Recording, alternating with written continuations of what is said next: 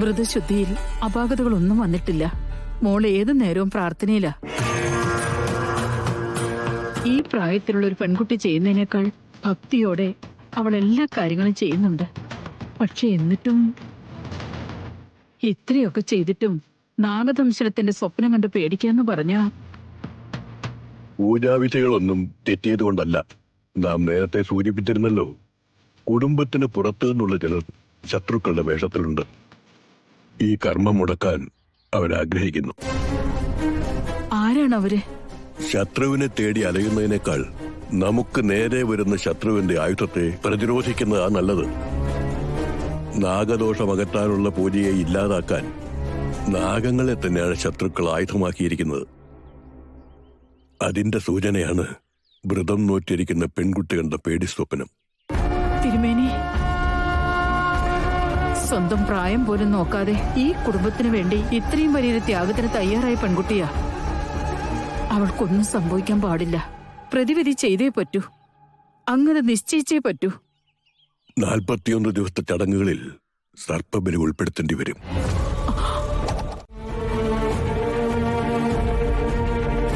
നാഗങ്ങളെ ഉപയോഗിച്ച് തന്നെ അവളെ നേരിടാൻ ശ്രമിക്കുന്നു എന്ന് പറയുമ്പോ അതൊരു ചെറിയ പകയല്ലല്ലോ. അങ്ങനെ ഒരാളും ഓർമ്മയിലില്ല നന്ദ. എത്രയോ കാലമായി ഞാനിവിടെ ജീവിക്കുന്നു. തറവാടിന്റെ ശത്രു എന്നും പറഞ്ഞ് ആരെയും എനിക്ക് തോന്നിയിട്ടില്ല. പിന്നെ ആരാ ഈ ക്രൂരത ചെയ്യുന്നേ? എന്തിനു വേണ്ടിയാ?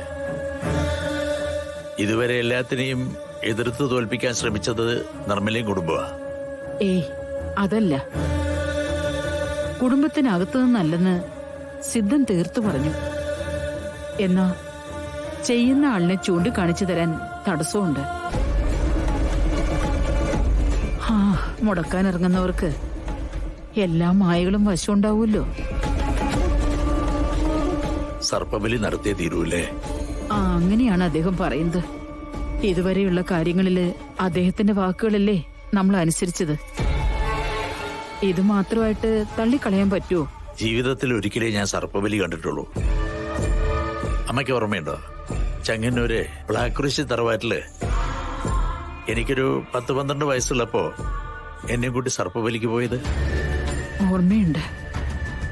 അന്ന് ബലിക്കളത്തിൽ കഴിഞ്ഞു വന്നത് വിവരിക്കാനാവാത്ത വലുപ്പമുള്ളൊരു നാഗമായിരുന്നു.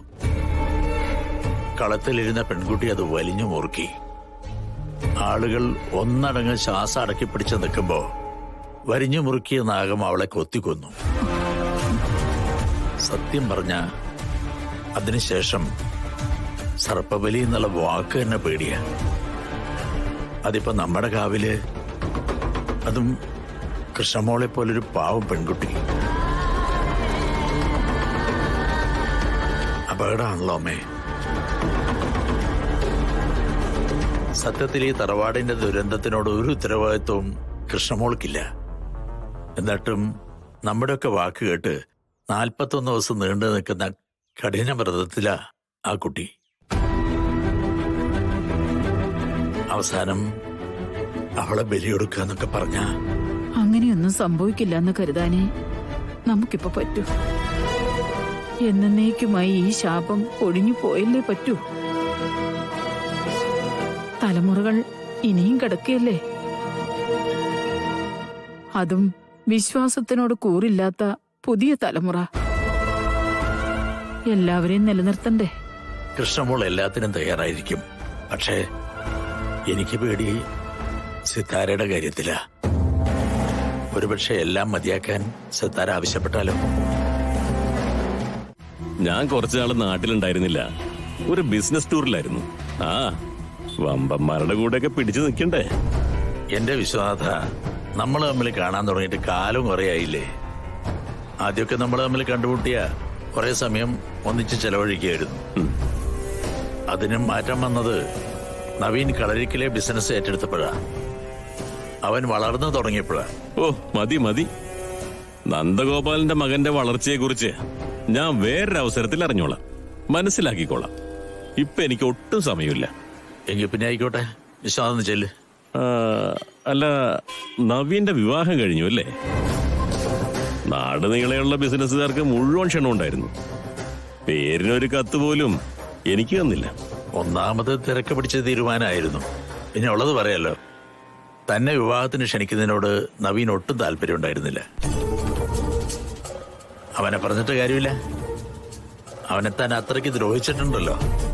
വിളിച്ചാലും അങ്ങനെ ഒരു നാണം കെട്ട കല്യാണത്തിനെ ഞാൻ വരില്ലായിരുന്നു. നാണം കെട്ട വിവാഹോ? പിന്നല്ലാതെ. സിത്താര ശ്രീനിവാസന്റെ മകളെ കല്യാണം കഴിക്കുന്നത് കളരിക്കൽ കുടുംബത്തിന് വലിയ കാര്യമായിരിക്കും. പക്ഷേ സിത്താര ശ്രീനിവാസനെ കുറിച്ച് എല്ലാ കാര്യങ്ങളും അറിയാവുന്ന എനിക്ക് അതൊരു നാണം കെട്ട കാര്യം തന്നെയാണ്. വിശ്വനാഥ, ശത്രുതയുടെ പേരിൽ എന്തും വിളിച്ചു പറയരുത്. ആ കുടുംബത്തിന് എന്ത് അഭിമാന പ്രശ്നം ഉണ്ടെന്നതാ പറയുന്നത്? പെൺകുട്ടിയുടെ അച്ഛൻ വിവാഹ മണ്ഡപത്തിലുണ്ടായിരുന്നോ? നവീന് പെൺകുട്ടിയെ കൈപിടിച്ചു കൊടുത്തത് അയാളായിരുന്നില്ലല്ലോ. സിത്താരയും ശ്രീനിവാസനും തമ്മിൽ പിരിഞ്ഞിരിക്കുകയാണ്. ജീവിതത്തിൽ ഒറ്റപ്പെട്ടു പോയ സ്ത്രീകൾക്കും നല്ല രീതിയിൽ ജീവിക്കണമല്ലോ, മക്കളുടെ കാര്യങ്ങൾ നോക്കണമല്ലോ. അതിനെന്താ? അതിന് കുഴപ്പമൊന്നുമില്ല. പക്ഷേ എന്നെങ്കിലും അച്ഛൻ കയറി വരും. കൂടൊരു വേലക്കാരിയും കാണും. വേലക്കാരിയോ? അപ്പം മറച്ചു വെക്കേണ്ടതൊക്കെ സിത്താര കൃത്യമായിട്ട് മറച്ചു വെച്ചിട്ടുണ്ട്. എടോ നന്ദ, സിത്താരയും അവളുടെ ഭർത്താവും തമ്മിൽ പിരിഞ്ഞതേ ബിസിനസിന്റെ ഐഡിയോളജി പറഞ്ഞു തെറ്റിയതൊന്നും അല്ല. സിത്താരയുടെ വീട്ടിലെ ജോലിക്കാരിയായിരുന്ന ശാന്തിയെ ശ്രീനിവാസ് പ്രണയിച്ചതുകൊണ്ടാ. അതിൽ അവൾക്കൊരു കുഞ്ഞ് ജനിച്ചതുകൊണ്ടുവാ. എന്താ താൻ ഞെട്ടിപ്പോയോ?